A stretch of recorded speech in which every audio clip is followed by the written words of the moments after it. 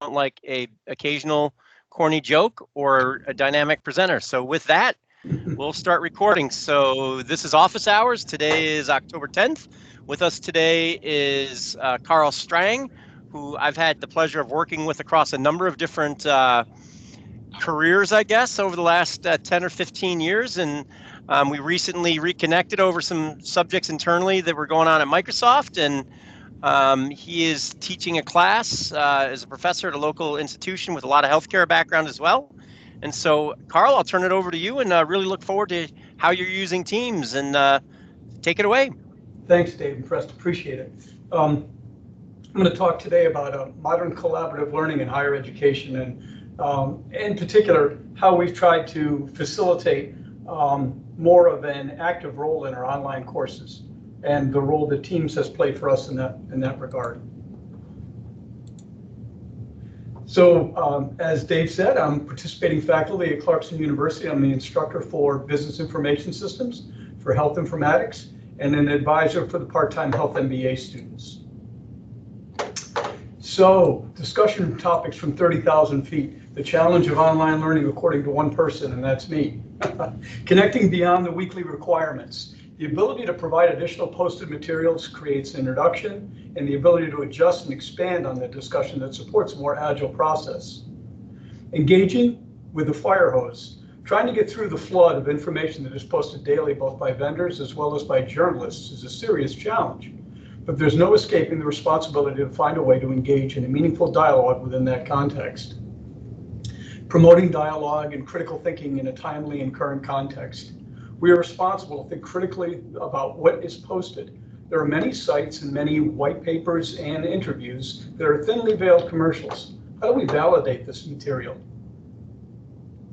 Personalized learning, bringing the student background into perspective based on their experience, field of interest, and emerging perspectives. Developing an ongoing awareness of major themes. What are the major themes that are emerging that could increase the power of technology to enable your team to succeed?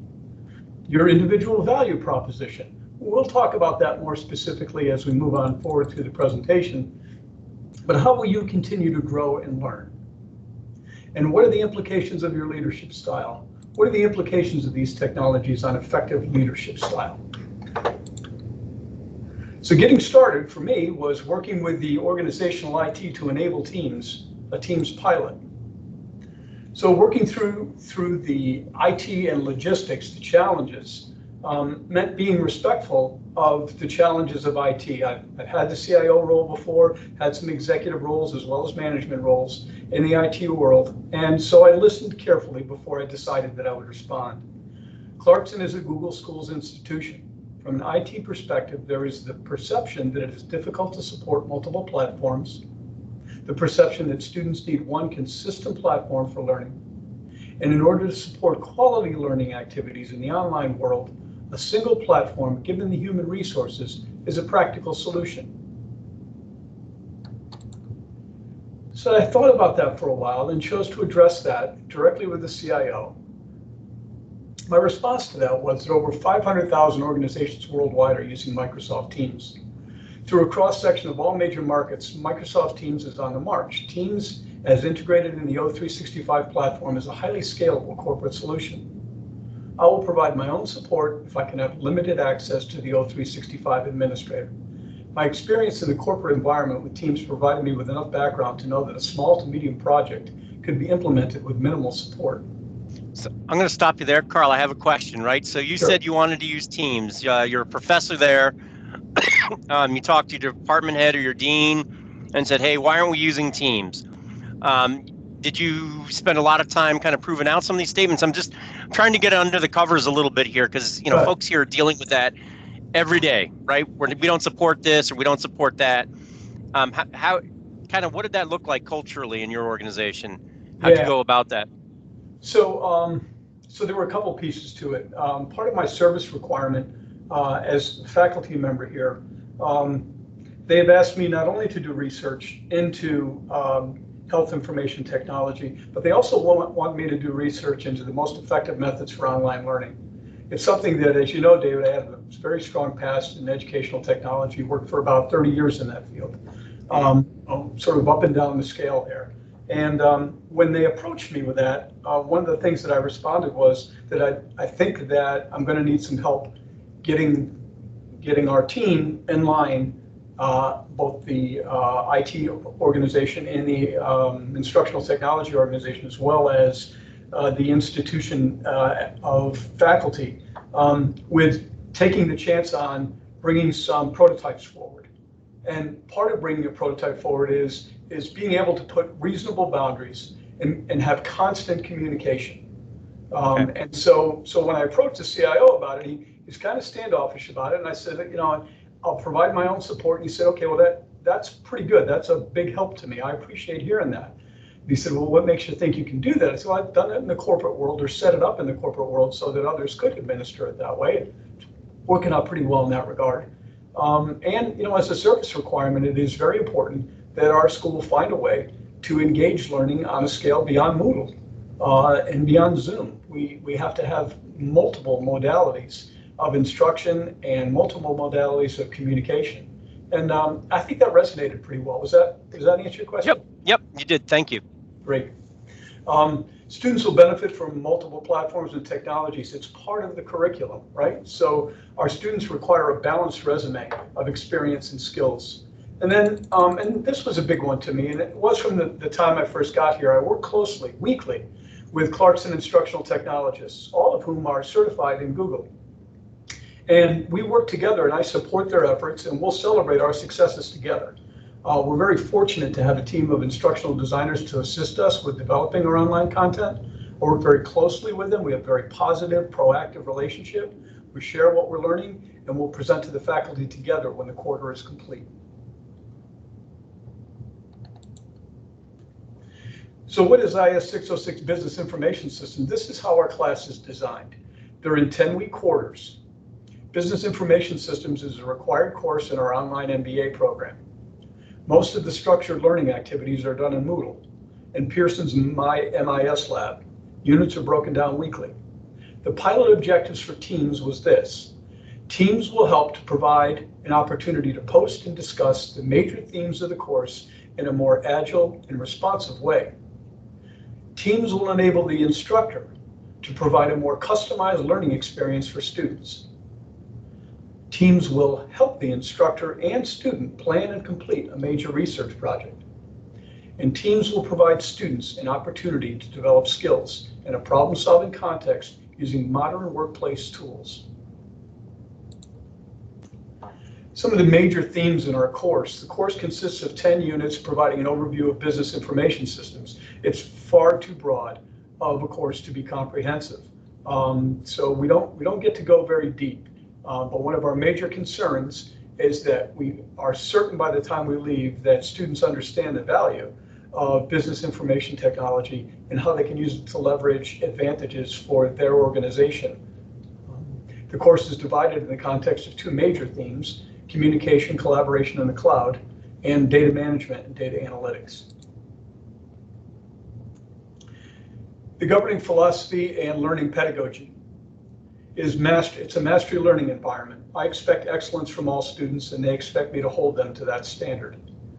If the work is not excellent, it's returned, just like the workplace. Moodle provides authoritative information for evaluation purposes. Moodle provides an anchor, and we will see how that progresses, but for now, that is the organizational standard for online course accountability. Teams is used as the jazz in our class. And we'll take a look at what we mean when we say Teams provides the jazz in the class in a couple of minutes. There are a couple of major points for leadership reflection. One is that culture eats strategy for breakfast. That's Peter Drucker's famous quote, and even a brilliant one. Constant communication, reflection, and a meaningful response to criticism is critical. This does not happen with email.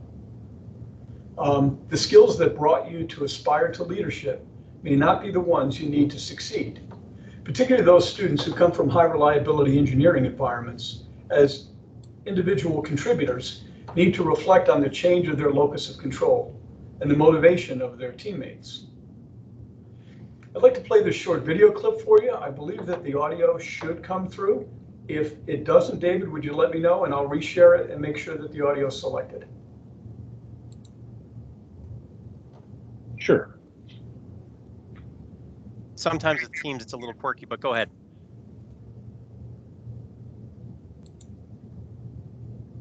Huh. Hang on just a second.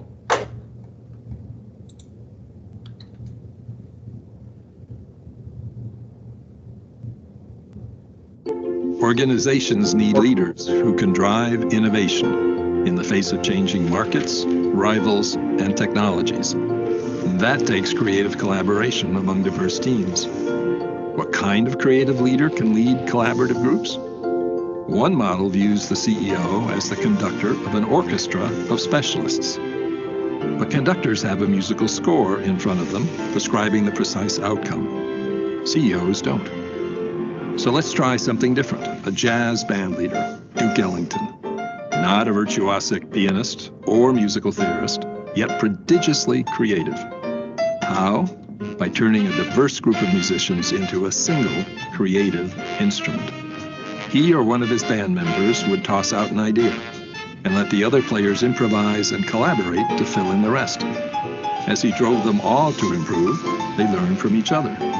Plus, instant feedback from the audience helped them refine the best ideas. The organization of the future might look more like a jazz band than an orchestra. Functional barriers fade, specialists team up on opportunities. Feedback is fast, rich, and available to all. Creative leaders don't specialize in one area, have all the ideas, or make every decision.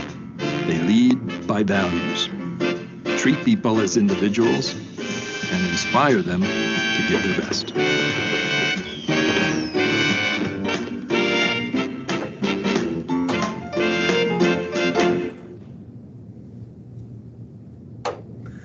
And that leads to the last question for leadership reflection, which is, what is your role in inspiring others to perform at their best? The class demographics, we've got 19 students. They cover 4 time zones, including China. The background of the students is we've got a number of students in defense engineering, which is both high reliability and highly secure environments. We've got people involved in corporate training, the healthcare ecosystem, and the power systems ecosystem. So here's how we are using Teams so far. We've got discussion channels to support major themes, direct chat with students, team chat for notification and logistics, weekly synchronous meetings, that's 2 nights a week. I've broken the class into 2 parts. I find it very difficult to have the level of engagement with 20 students that I have with 10. Most of the research, by the way, supports this, particularly for graduate school courses. It's not recommended that they go above 12. The initial meeting for research projects are used as a repository for all research discussions and artifacts. Let's take a quick look at the Teams implementation, and we'll take it from there.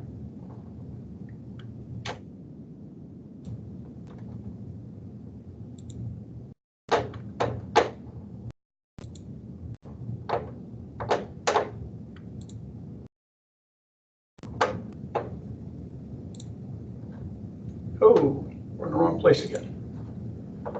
Hang on just a second. I'm dealing with a different set of monitors than I'm used to, and need to get out of them.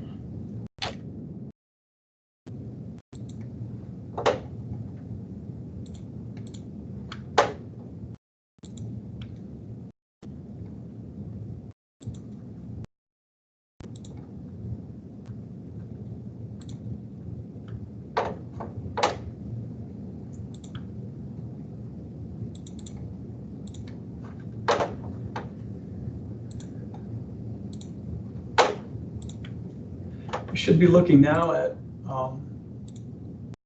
so there's the fall term, fall IS 606, and there were a couple of things that I wanted to show you.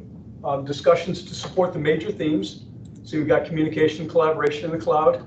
And here, I post things daily for students, and students have an opportunity to respond and reflect on it. The discussions are very rich. Students provide us with a lot of detail and information. It's an excellent opportunity for them to be reflective about what's going on in the world around them. At the same time, they're completing other assignments associated with the course. We have the same thing for emerging technologies, exploding world of data. I'm working currently on getting some of the, moving some of the official discussion forum activities from Moodle into Teams and doing that in channels. So this was a channel where we tried that and got some really good results from it. Students are really rich and providing a great deal of information. Students, of course, do their introductions here. And just a kind of a side note here, if you will, really important to have a sense of humor. Teams allows you to have a sense of humor. That's my dog, Bailey. And somebody else introduced their dog, and so I threw this little guy up here.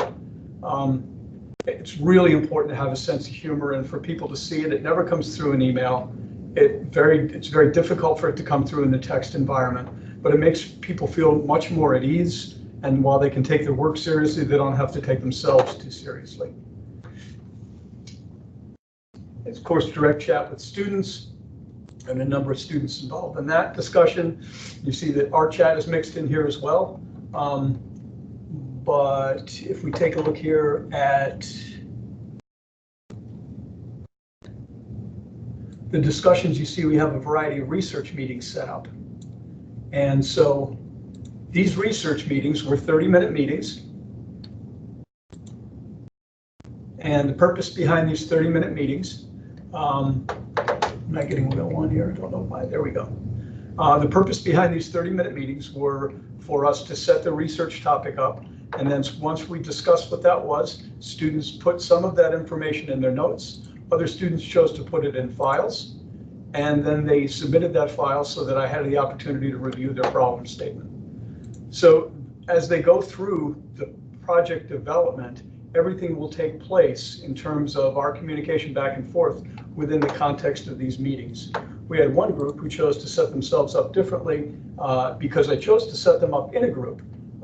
There are 3 instructors working for General Electric as global instructors in the steam turbine division, and they are working together to migrate to a new system, Venue, I believe it's called, a learning management system.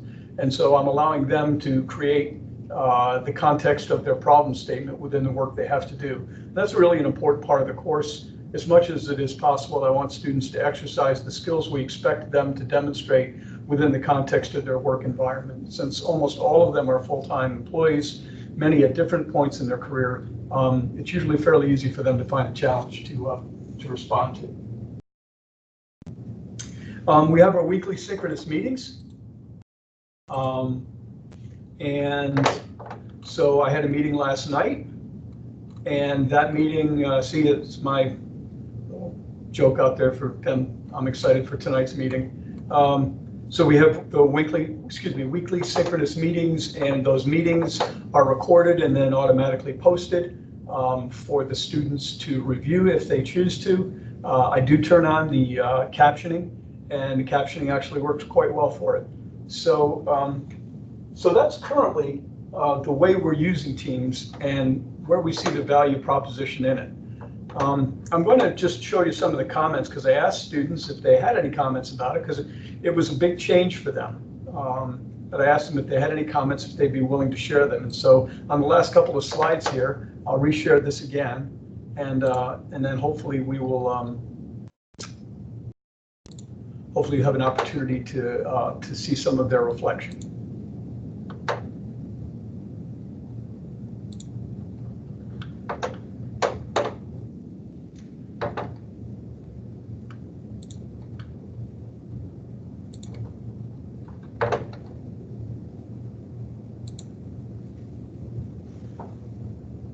Are you seeing a screen currently?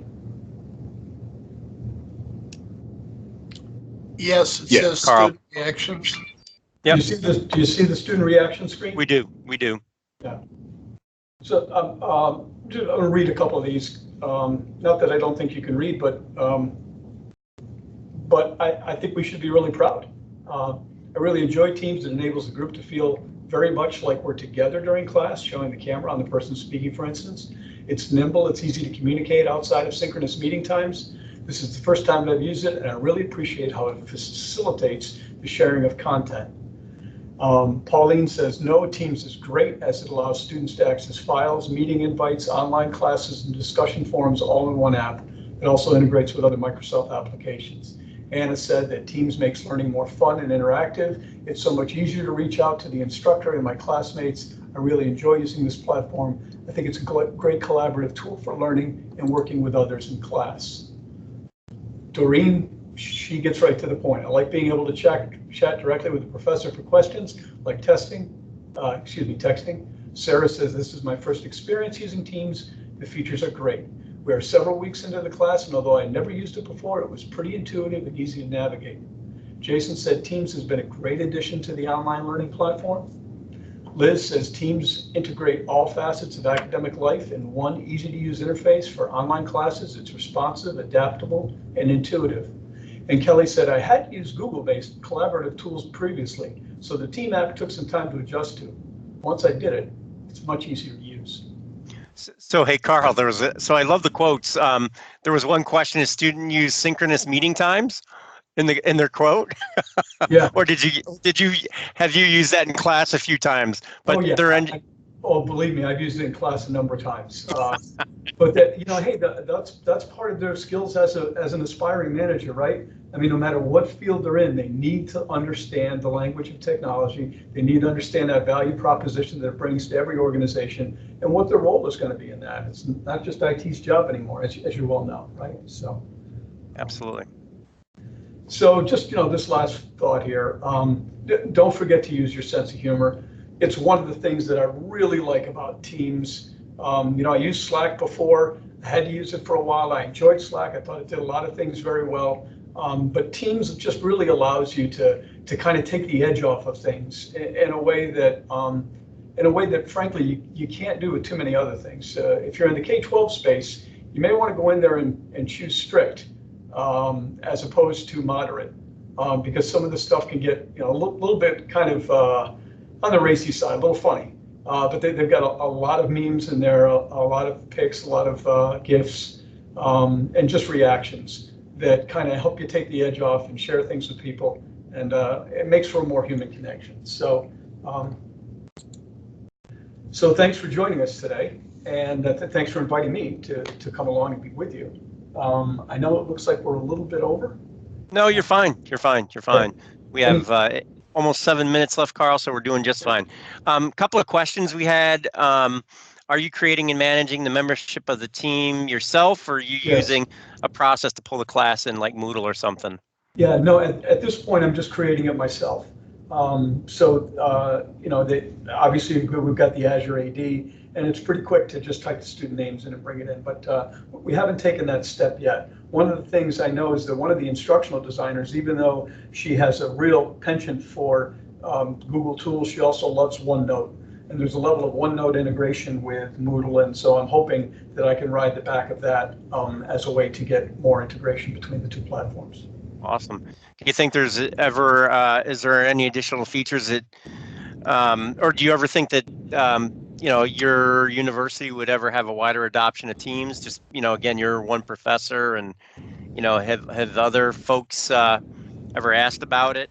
Well, so people may have asked about it, and maybe, Preston, maybe people weren't quite as aggressive as I was. I mean, I actually drove to Potsdam 4 hours and sat in the CIO's office until he showed up. So, I mean, I had pretty much had my heart set on getting this thing done. But that's what it takes to break through the first step, right? Yeah. Any bureaucracy, you've got to have that willingness to be just so obstinate about it. And frankly, it's a lesson for the students as well about innovation and trying to break through. Here's what I think will happen. My dean has asked me to do a presentation on Teams at a faculty meeting, probably in February, and Awesome. just give people an update on where we got to with it. And I'm going to collect more feedback from students about it. They're very positive about it. And so, that makes for most instructors, hearing what somebody else is doing is kind of interesting, but when you hear the students talk about it and they're excited about it, it tends to turn your crank. because student engagement, is something that everybody who has to stand up in front of the room hopes the most for. So. Awesome. Have you done any other features you wish you had that you just didn't inside of Teams? Yeah, it's a good question. So it's interesting that SharePoint is on the back end. And I was reading some things on that the other day, but it would be nice to be able to limit the access to any given channel. And so that it may be that I have a channel, excuse me, that I create because I want to put a series of discussions or a research project up, but I don't want the team to have access to it yet. So I could have limited access. Last term, I did a project because I had a number of students in a health informatics class. We were using Slack, and we were able to lock our channel in Slack so that we could put together a rural healthcare IT unit. And then when it was ready, we were able to unlock it and then allow the rest of the students in and roll it out. Something like that would be a really big help, I think. So there is a concept called private channels that we've discussed here in the past, Carl. I know you haven't been on all those, so that's something you might want to explore, where you could set up a channel, you could add a couple of co-collaborators, and then when you're ready to launch the actual class, then invite the other users to be part of that private channel. So that's interesting, and maybe I need to know more about that and don't understand it as well as I should, because my sense was that if I created a channel within a team, that everybody by default would have access to that channel. Is that not true? I don't believe that's true. Okay. Yeah, so private channels isn't out just yet. We have access to it, Dave, and have been doing some testing with it. It is on the roadmap to roll out at the end of this month. As far as I'm aware, that's still on track. So it'll still take some time potentially to roll out after that, but general availability should be this month. If you have a pre-release, you can kind of play with it. But that's exciting because that was, as far as I am at in the process right now, that's the extent to which we've articulated where we're at. A limitation, in addition, has been that the OneNote Classroom Notebook isn't as flexible as OneNote itself. And one of the limitations is that the file size limitation makes it difficult to put anything in that has extensive graphics or is a file, for example, anything over 20 megabytes you get rejected on. So it's kind of tough to use that for a distribution for things. It'd be nice to see that overcome. It'd be nice to see the tabs back in there again for the sections. Okay. So, how about are you doing any test taking through Teams or anything of that sort, or grading? So that's really good question, Dave. What I have been doing is in fact what you saw there was copied and pasted out of forms. So I drove the forms back into Teams. Which, so easy to do. You click on the share button, copy, drop it in, and it's in the channel. And so I asked students for two things. One was if they had any reactions to the use of Teams, and second was for the permission to show their names and to show our team site for everybody. And I got that from students, both things. Okay. So that's a slick tool. I really like the forms. It's very nice. Awesome. I haven't used it for testing mostly because I really don't have any true false kind of stuff, and most of the stuff are case studies. So in that environment, actually, as it turns out, giving it to them in Word and asking for it back is probably going to continue to be my choice. Awesome. Preston said, you should probably, because Preston's the conveyor of all things Teams, conveyor. That didn't come out quite right, but if you use OneNote app from the store, the modern app, it will automatically upload files to OneDrive and paste a share link into OneNote.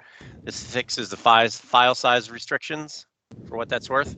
Is that in the chat? Yes, it is. Yep. Great. I'll take a look at that later then. The chat will persist, right? Yes, it will. So here's a question for you.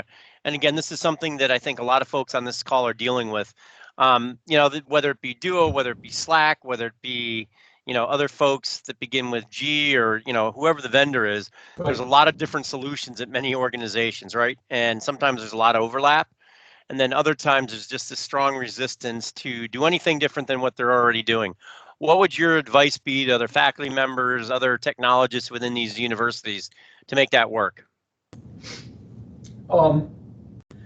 You know, the argument that I posed to try and get it brought forward was, first and foremost, that Teams is in 500,000 organizations around the world.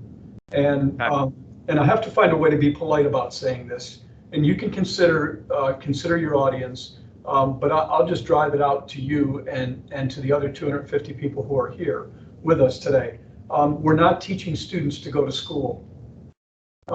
So, you know, Moodle doesn't fit on your resume very well.